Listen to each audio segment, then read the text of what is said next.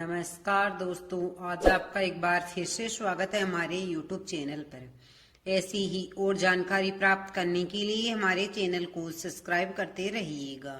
शुरू हुआ खरमास, पूरे 1 माह है इन कामों को करने की है मनाही, जाने क्या करे और क्या नहीं करे। खरमास हिंदू धर्म में विशेष महत्व बताया गया है। खरमास का आरंभ 15 दिसंबर को रात को हुआ और लेकिन उदय तिथि के अनुसार 16 दिसंबर से खरमास का आरंभ माना जाएगा। विज्ञान हो या धर्म, पृथ्वी पर सूर्य के बिना जीवन की कल्पना नहीं की जा सकती। जीवन को सुचारू रूप से चलाने के लिए प्रकृति की सकारात्मक ऊर्जा की आवश्यकता पड़ती है। ऊर्जा के देवता सूर्य दिसंबर माह के मध्य में धनु राशि में प्रवेश करते हैं। सूर्य के धनु राशि में प्रवेश करते ही खरमास प्रारंभ हो जाता है। देखा जाए तो साल में 2 बार खरमास का समय आता है। ज्योतिष शास्त्र के अनुसार जब जब सूर्य बृहस्पति की राशि धनु और मीन में प्रवेश करता है तब खरमास लगता है। खरमास को लेकर कई तरह की भ्रांतियां एवं अनेक प्रकार की मान्यताएं जनमानस में प्रचलित है।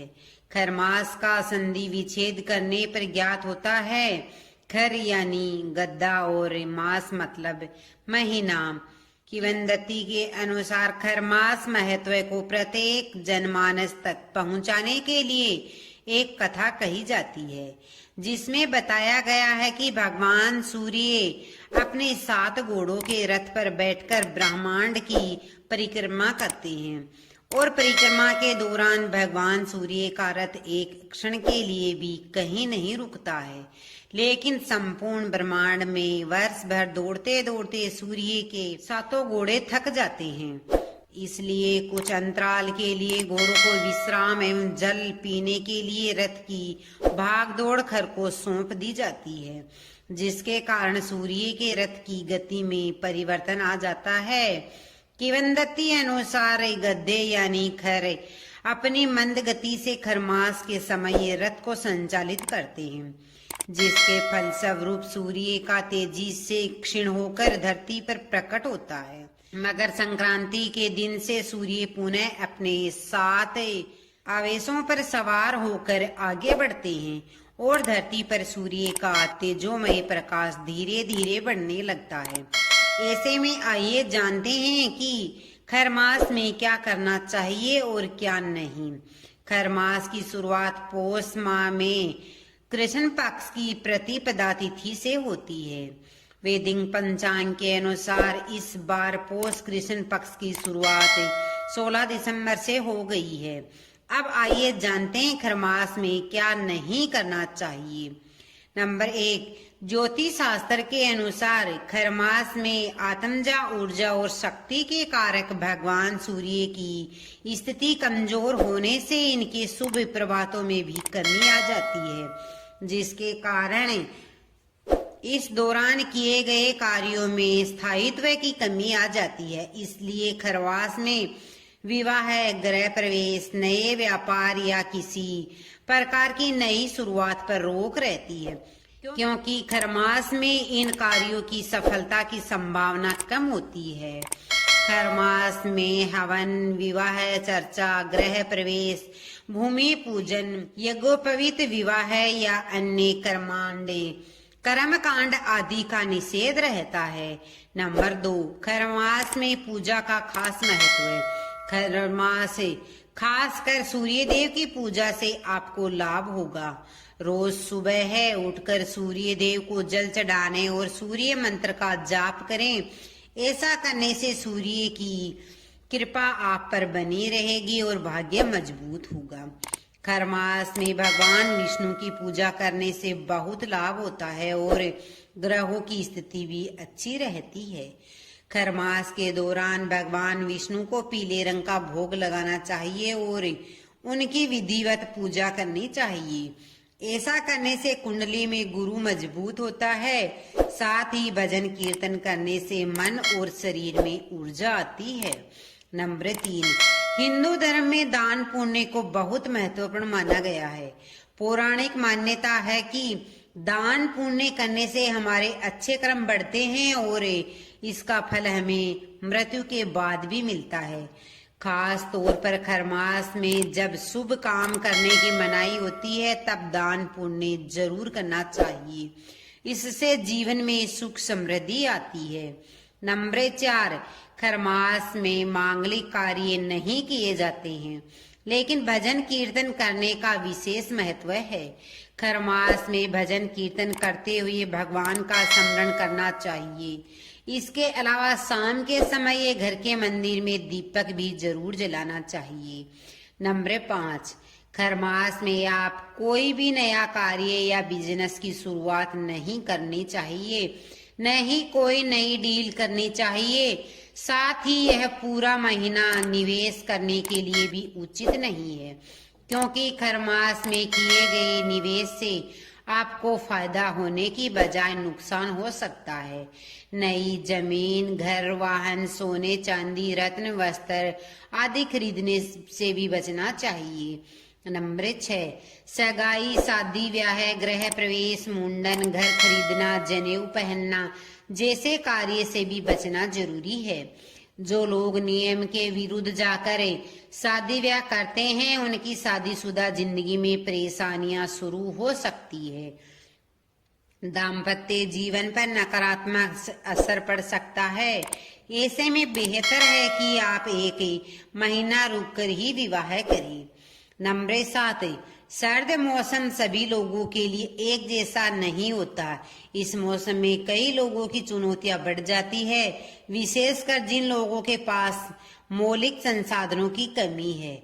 उनका जीवन बहुत कष्टमय होता है। इसलिए खरमास के सर्द दिनों में गरीब, जरूरतमंद और पशु पक्षियों के अन्नदान करना चाहिए।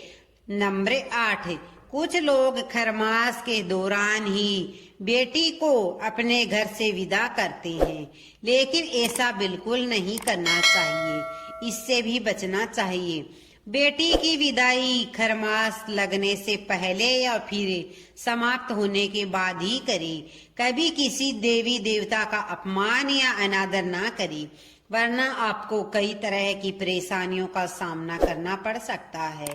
खरमास के दिनों में किसी भी भिखारी को दरवाजे से बुरा भला नहीं कहना चाहिए।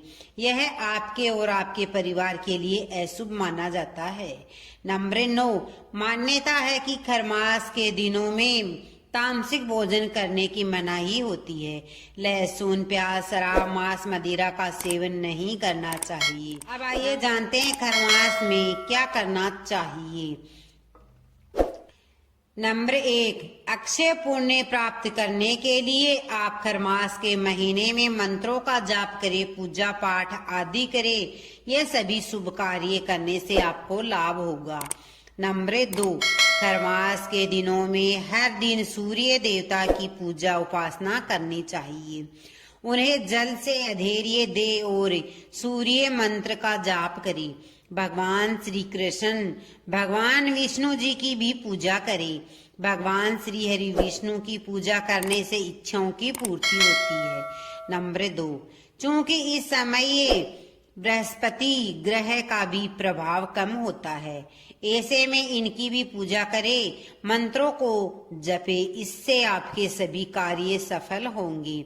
नंबर 3, खरमास के दिनों में तुलसी जी की पूजा करनी चाहिए और हर दिन शाम में दीपक भी जलाएं। घर में सुख शांति बनी रहेगी। नंबर 4, इन दिनों बिस्तर पर सोने की बजाय फर्श पर बिस्तर बिछाकर सोना चाहिए। इतना ही नहीं, इस पूरे महीने प्लेट या थाली की बजाय पत्तल में भोजन करना शुभ माना गया है।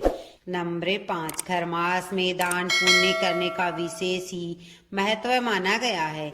ऐसे में यदि आप इस अवधि में गरीब व जरूरतमंद लोगों को अनाज जैसे गेहूं, चावल आदि का दान करते हैं तो इससे आपका जीवन में और अच्छे परिणाम मिल सकते हैं। इसी के साथ आप खरमास में गर्म कपड़े और कंबल आदि का भी दान कर सकते हैं।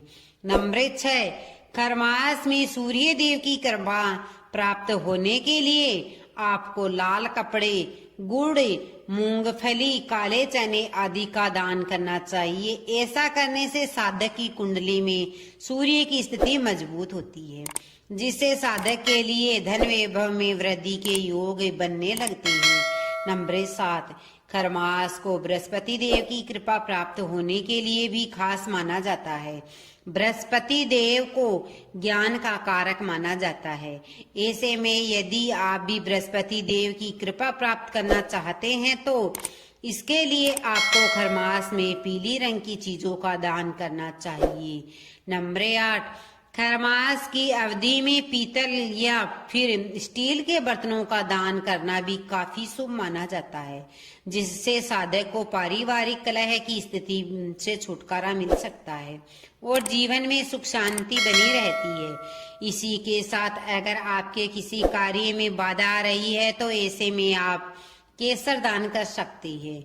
नंबर 9, खरमास के दौरान प्रतिदिन आदित्य हृदय स्त्रोत का पाठ विशेष फलदायी रहता है। खरमास में रोजमर्रा की खरीदारी, दैनिक पूजा पाठ सहित अनिष्ट ग्रह की शांति निर्विघ्नता पूर्ण संपन्न की जा सकती है। नंबर 10, खरमास के दौरान पूजा पाठ करने से कई गुना अधिक शुभ फलों की प्राप्ति होती है। खरमास में ओम नमो भगवते वासुदेवाय मंत्र का जाप करना चाहिए। खरमास के दौरान भगवान विष्णु की पूजा करने से मनोवांछित फल की प्राप्ति होती है। इसके अलावा खरमास में सूर्य देव की उपासना भी शुभदायक होती है। पौराणिक कहानियों के अनुसार सूर्य देव पृथ्वी पर जीवन के दाता माने जाते हैं। सूर्य के ताप के बिना जीवन संभव नहीं है।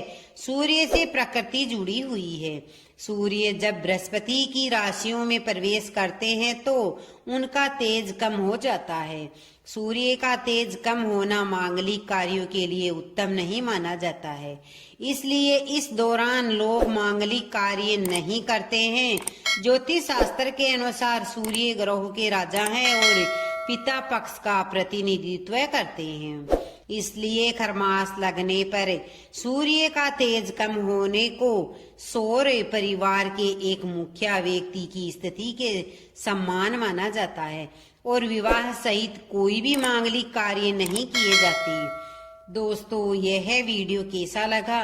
वीडियो अच्छा लगा है तो वीडियो को लाइक शेयर सब्सक्राइब जरूर कीजिएगा और कमेंट बॉक्स में जय श्री कृष्णा जरूर लिखिएगा।